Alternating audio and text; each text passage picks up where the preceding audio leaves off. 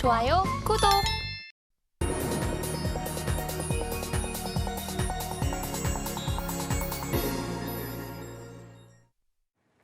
개인 투자자가 아닌 전문가는 장 시작 전 뉴스를 볼 때 어떤 부분에 초점을 맞출까요? 오늘 이분과 이야기 나눠보겠습니다. 헤르메스 스타 김시은 팀장 옆에 나와 계십니다. 어서 오세요. 네, 안녕하세요. 김시은 팀장과 함께하는 오늘의 일면 화면을 통해서 만나보시죠. 오늘의 헤드라인입니다. 흔들릴 땐 실적, 영업이익 급증 기대주는 이렇게 헤드라인 가지고 와주셨는데 어제 시장이 코스피, 코스닥이 좀 엇갈리는 흐름 보여줬습니다. 이렇게 계속해서 증시 방향성을 좀 많이 궁금해하시는 분들도 많은데 오늘 헤드라인에서는 어떤 부분을 조금 초점 맞춰서 풀어주실까요? 흔들릴 땐이라고 하니까 시장이 그렇게 좋진 않다 보시면 좋을 것 같은데 저는 당분간 시장 같은 경우 좀 더 박스권 장세 이어지지 않을까라고 보고 있습니다. 아직까지 시장 내에서 반도체와 2차 전지 간의 시속 게임이 진행이 되고 있고 특히 반도체가 오르면 2차 전지는 좀 무너지는 그래서 어제 코스피 같은 경우는 견조했지만 코스닥은 조금 흔들리는 모습들을 보여줬습니다. 아직까지 지금 뭐 증시에서 거래 대금 자체가 굉장히 적고 그리고 거래량도 좀 많이 무너진 모습을 보여줬는데 그만큼 시장에서 유동성이 풍부하지 않다라고 보시면 좋을 것 같습니다. 특히 뭐 코스피 같은 경우는 8조 정도, 그리고 코스닥 같은 경우에 12조에서 아직까지 코스닥 같은 경우는 견조한 거래 대금을 보여주고 있지만 코스피 같은 경우를 봤을 때 점점 거래 대금이 축소가 되는 모습들을 보여주고 있고 특히 어제장 같은 경우는 뭐 금요일 대비했을 때 거래 대금이 약 20%에서 30% 정도가 빠졌습니다. 코스피, 코스닥 전체 합쳐서 약 22조에서 24조 정도가 돌았는데 우리가 그동안 뭐 에코프로가 150만 원 갔을 때 거래 대금 생각해 보면 그때가 60조였거든요. 코스피, 코스닥 합쳐서 60조였는데 지금 20조 원대로 많이 쪼그라들었다는 것은 지금 시장 자체가 아직까지는 좋진 않다. 관망을 하려는 심리가 굉장히 많고 위로 올라가는 그런 업사이드에 대한 모멘텀보다는 아직까지 조금 더 지켜보려는 모멘텀이 조금 더 강하다라고 보시면 좋을 것 같은데 아직까지 뭐 당분간 관망세가 좀 더 이어지지 않을까. 특히 9월 같은 경우는 그럴 것으로 예상을 하고 있는데 9월에 예정이 되어 있는 가장 큰 이벤트로는 CPI도 있고 FOMC도 있습니다. FOMC 같은 경우를 봤을 때 물론 대다수가 동결의 이야기를 하고 있어. 80%에서 90%가 9월 FOMC에서는 동결을 외칠 것이다 라고 얘기를 하지만 지금 또 스멀스멀 또 이야기가 나오고 있는 게 유가에 대한 내용입니다.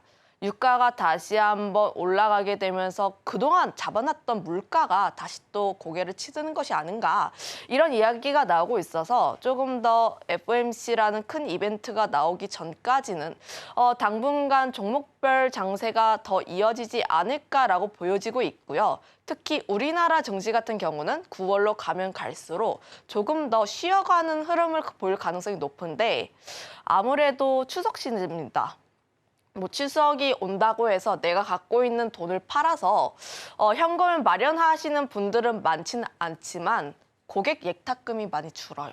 그만큼 예탁금이 많이 줄기 때문에 시장에서 돌 수 있는 유동 금액 자체가 더 줄어들 수 있다는 것은 아무래도 리스크를 좀 더 감수를 하겠다 이런 식으로 보여지고 있는데 그렇게 되면 다시 한번 유동성도 부족해지게 되면서 종목별 장세는 조금 더 이어질 수 있다 이렇게 보시면 좋을 것 같습니다. 그러면 시장 자체가 이렇게 흔들리는 상황에서 개인 투자자분들은 두 가지 방법을 취할 수가 있습니다. 첫 번째는 이슈에 의해서 트레이딩을 하시거나 지금 장세에서 딱 맞는 그런 포지션이라고 보시면 좋을 것 같은데 최근 장세에서 보면 뉴스에 따라서 종목이 굉장히 큰 급등락이 나오고 있기 때문에 트레이딩을 잘 하시는 분들은 이런 포지션을 활용을 잘 해서 뭐 물결을 타시는 것도 좋다라고 보여지고 있는데 대부분의 개인 투자자분들께서는 트레이딩에 능하지 않습니다.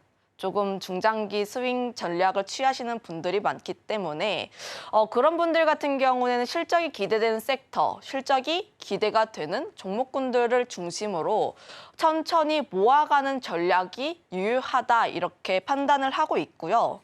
대표적으로 뭐 실적이 굉장히 좋을 것으로 전망하고 있는 섹터 같은 경우는 조선, 엔터, 자동차 혹은 중국 소비재 쪽 아니면 변압기 이런 섹터가 있습니다. 변압기 같은 경우도 지난주 금요일에 뭐 8월 잠정 데이터가 나오면서 급락을 했거든요. 7월 대비했을 때 8월 데이터가 좀 50% 넘게 깎였다 이런 내용이 돌면서 급락세가 나왔는데 오히려 8월 데이터의 단가를 보게 되면 오히려 올라가는 모습들, 특히 수요단에서 견조한 흐름들이 나와주고 있고 앞으로의 실적이 더 기대가 되기 때문에 지금 이런 섹터 대부분이 올라가고 있는 종목군들도 많지만 내려가고 있는 종목군들도 많아요. 그런 면에서 눌림목에서 실적이 기대가 되는 쪽에서 눌려 있을 때 관심 있는 쪽을 계속해서 모아가시는 쪽이 좋지 않을까라고 보여지고 있고 거기다가 지금 사진을 한번 보게 됐을 때 코스피와 코스닥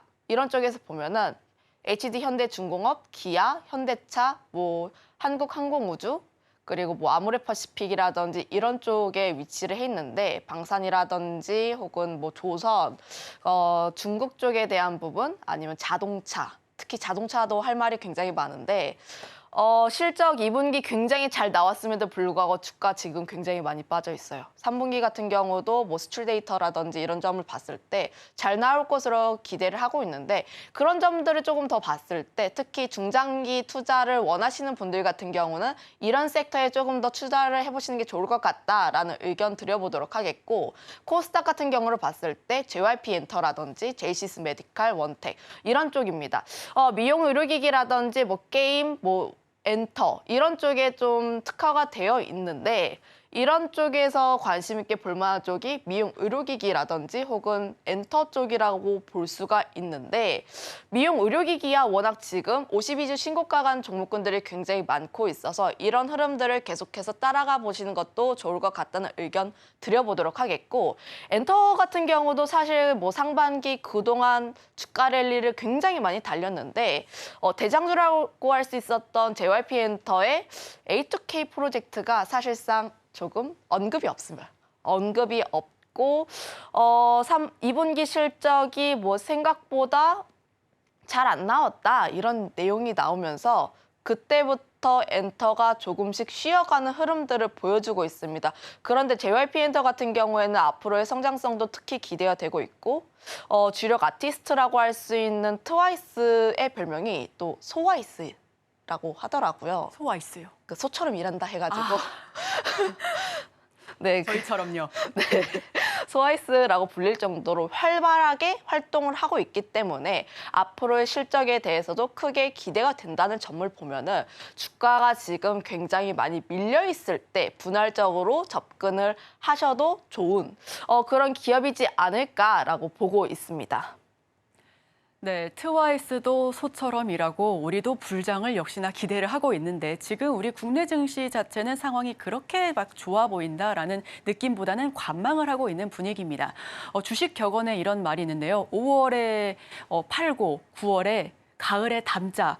그런데 지금 어떤 종목 담아야 할지 궁금하다 하시는 분들께서는 실적 위주로 한번 모아가는 전략 어떠실지 한번 말씀드려보고 싶습니다. 그렇다면 지금 하반기 주목할 만한 업종도 굉장히 다양하게 말씀을 해주셨는데 여기서 조금 더 좁혀 들어가야 될 것 같아요. 어떤 부분들을 눈여겨봐야 되는지.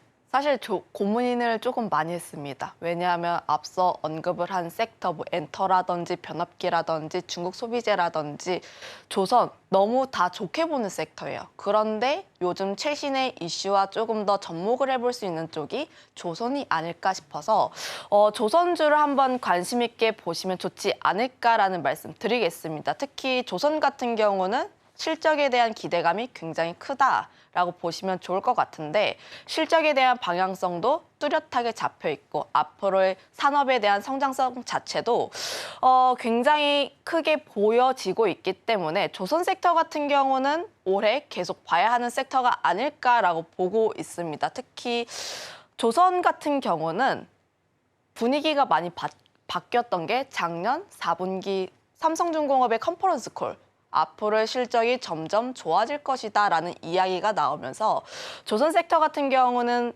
분위기가 많이 바뀌었어요. 실제로 1분기 때 삼성중공업을 비롯해서 몇 개의 기업이 흑자 전환을 했고 2분기 같은 경우도 흑자 전환을 한 기업이 몇 있었습니다. 그리고 앞으로 하반기 같은 경우는 대다수의 조선 섹터 기업들이 턴어라운드, 흑자 전환에 대한 기대감이 굉장히 크게 나오고 있기 때문에 실적 베이스로 충분히 움직일 수 있다라고 보시면 좋을 것 같고요. 거기다가 특히 우리 K조선이 좀 더 올라갈 수 있는 게 전체 선박에 대한 발주량은 줄어들고 있는데 그 와중에 우리 조선사 같은 경우는 이익을 견고하게 지켜내고 있습니다. 실제로 실적 같은 경우도 계속 올라가고 있는 모습들을 보여주고 있고 수주도 굉장히 많이 받고 있는데 거기다 고부가 선박 같은 경우도 수주를 싹쓸이 해오고 있기 때문에 이런 점에서 조금 더 추가적으로 움직일 가능성이 높다. 수주 같은 경우도 굉장히 긍정적으로 나오고 있고 거기다 신조성과라든지 중고성과 같은 경우도 계속 올라가고 있는 흐름들을 보여주고 있는 만큼 조선 섹터에 대해서는 더 긍정적으로 볼 수밖에 없다는 점 한번 인식을 드려보도록 하겠고요. 조선사에 대한 실적을 먼저 이야기를 해드리면 조선 3사에 대해서 2분기 실적을 봤을 때 HT 한국조선해양, 삼성중공업 같은 경우는 흑자 전환을 마련을 했습니다. 전년 동기 대비했을 때 적자폭이 굉장히 컸는데 흑자가 유지가 됐다는 점. 물론 하나오션 같은 경우는 아직까지 적자이긴 하지만 적자폭을 계속해서 줄여 나가고 있고 그러면 하반기부터는 더 좋아진다는 기대감이 굉장히 높다고 볼 수 있는 게 수주가 굉장히 좋아요. 특히 고부가 선박을 위주로 수주를 진행을 했기 때문에 하반기부터는 다시 한번 더 기대가 되지 않을까. 물론 하나오션 같은 경우에는 유상증자를 좀 크게 진행을 하긴 했습니다. 하지만 유상증자라는 것 자체가 지금 우리 회사가 너무 안 좋아서 좀 빚을 탕감을 하기 위해서 유상증자를 한다면 안 좋은 인식으로 될 수가 있지만 하나오션이 지금 유상증자를 진행하는 것 자체가 앞으로의 투자를 위해서 그러면 중장기적으로 봤을 때 돈을 투자를 해서 뭐 설비라든지 이런 것을 하면 앞으로 더 얼마나 좋아질까를 보게 된다면 단기적으로는 악재이지만 중장기적으로는 호재라고 인식을 해보시면 좋을 것 같아서 3사가 조선 섹터를 이끌고 그 아랫단에서 조선 기자재도 함께 따라갈 수 있기 때문에 그런 흐름들을 보게 된다면 조선 섹터 같은 경우는 계속해서 더 추가적으로 봐야 한다라는 의견 드려보도록 하겠고 거기다가 중장기적인 기대감도 계속 나오고 있는 게 그 IMO에서 이산화탄소에 대한 규제를 점점 규제를 합니다. 확대를 합니다. 50%에서 70%대로 이산화탄소 규제를 진행을 하고 있는 만큼 관련했을 때 친환경 선박에 대한 수요도 계속 증가를 하고 있고 거기다 노후 선박 같은 경우에도 계속 교체를 해줄 필요가 있기 때문에 노후 선박에 대한 수요까지 나오게 된다면 친환경 선박 같은 경우는 계속해서 좋아질 수밖에 없는 흐름. 지금 우리가 2차 전지에 대해서 끊임없이 열광을 하는 이유 자체가 전 세계에서 친환경에 대한 이야기를 계속하고 있기 때문입니다. 전 세계가 탈탄소라든지 뭐 친환경에 대한 이야기를 계속하고 있기 때문에 그런 흐름에 맞춰서 선박 같은 경우도 그 흐름을 맞춰서 움직이고 있다라고 보시면 좋을 것 같아서 중장기적으로도 조선 섹터 같은 경우는 긍정적으로 볼 수밖에 없는 요인이 많다라고 보시면 좋을 것 같아요. 물론 조선 섹터에서 가장 큰 문제라고 할 수 있는 게 인력난. 이라든지 원자재 가격이라든지 이런 부분에 있긴 하지만 이런 부분에 대해서는 그 조선사가 해결할 수 있는 요인이 뚜렷하게 있지는 않습니다.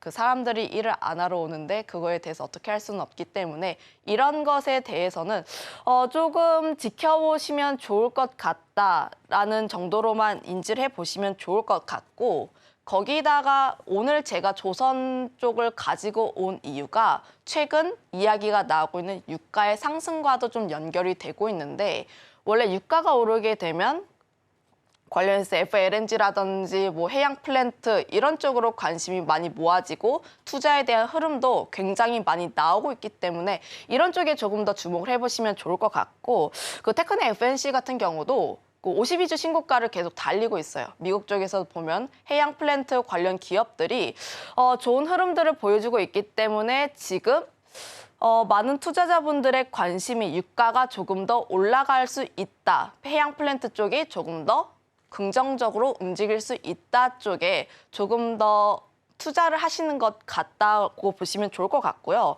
유가 같은 경우로 보게 됐을 때 개인적인 의견으로는 조금 더 상방 가능성을 열어둘 필요가 있다고 보고 있습니다.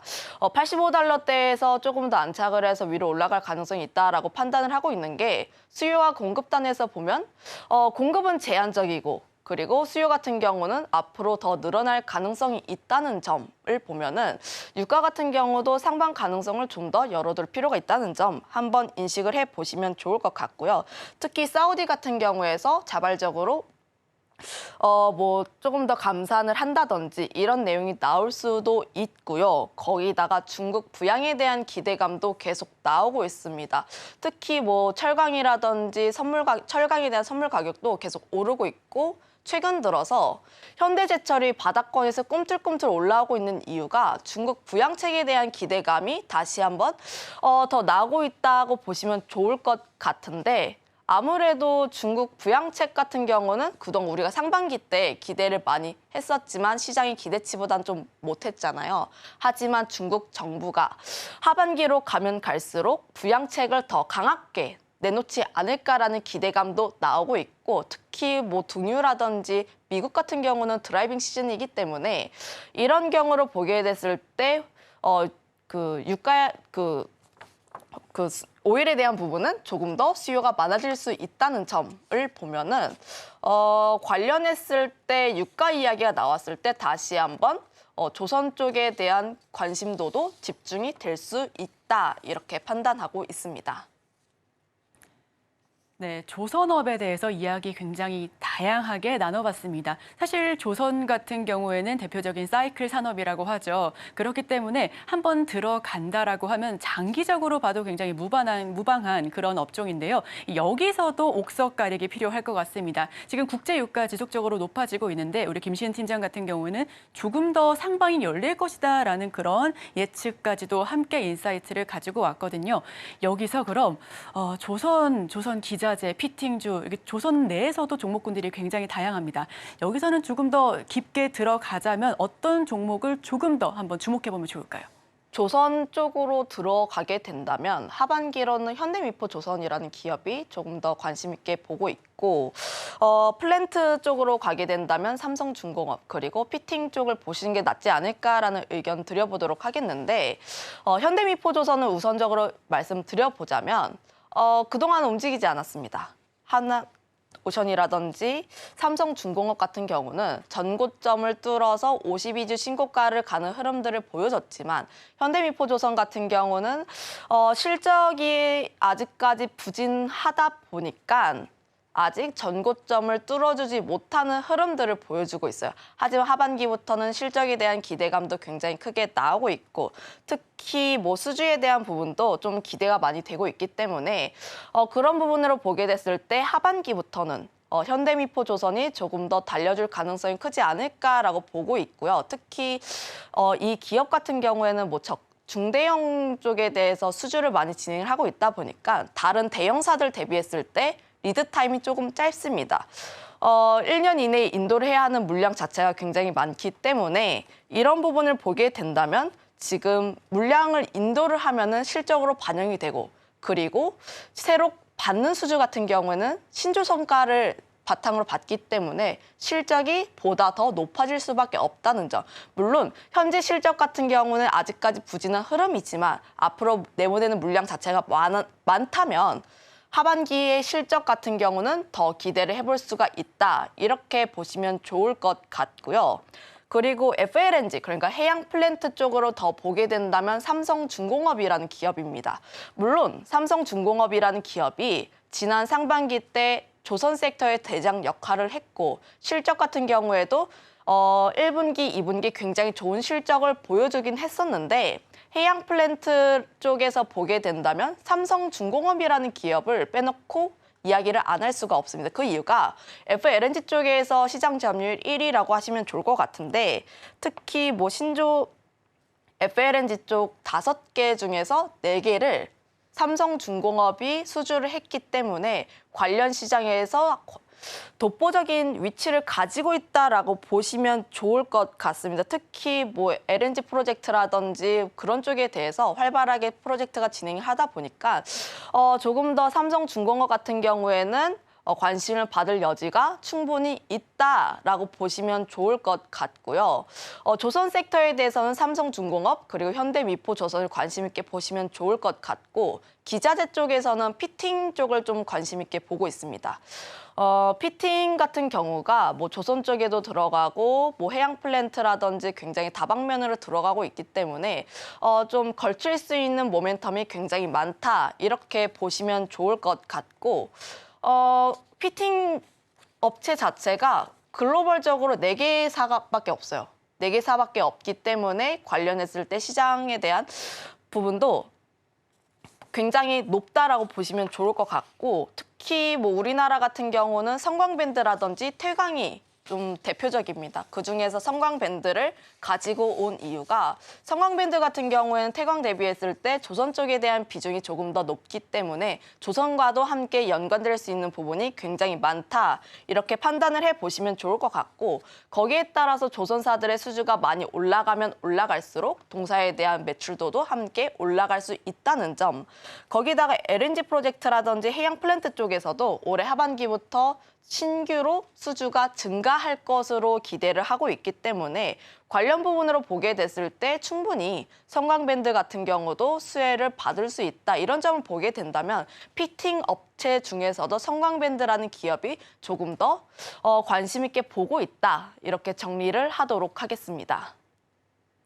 네, 조선과 조선기자재 이렇게 3가지 종목 들어봤습니다. 삼성중공업과 현대미포조선 그리고 성광밴드까지 들어봤는데요. 여기서 궁금한 게 이 3가지 종목이 하반기에 모아가면 좋을 종목으로 이렇게 꼽아주셨는데 그렇다면 진입 시기도 좀 궁금합니다. 저는 사실 조선 섹터 같은 경우는 지금도 나쁘지 않다고 보고 있습니다.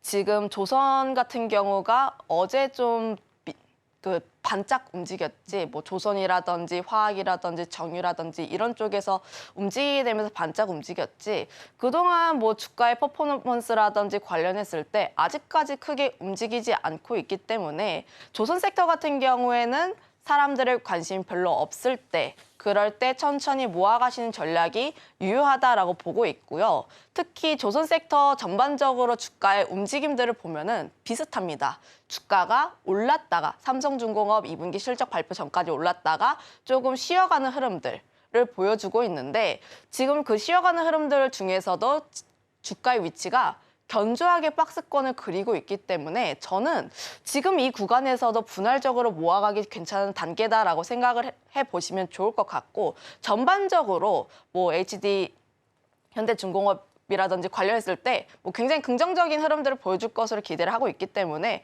충분히 지금도 괜찮다 이렇게 전망하고 있습니다. 네, 진입 시기도 충분하다라는 의견까지 들어봤습니다. 지금까지 헤르메스 스타 김시은 팀장과 함께했습니다. 오늘 말씀 고맙습니다.